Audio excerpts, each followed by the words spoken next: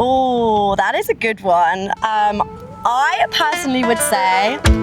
Welcome to TruChat, the new series by True Travel where we ask each other random questions that dig a little bit deeper. My name is Sydney, IG Beach Bum Sid. My name is Flo, Instagram tag on the go with Flo.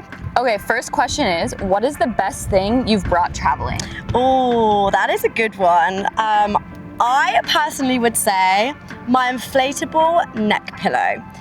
I've been traveling a couple of times. I went traveling 2 years ago, didn't bring a neck pillow, and I was so envious of everyone on the sleeper buses.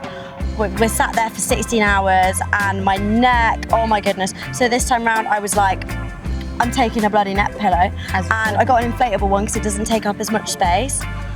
Honestly, been an absolute godsend for the journey on this trip.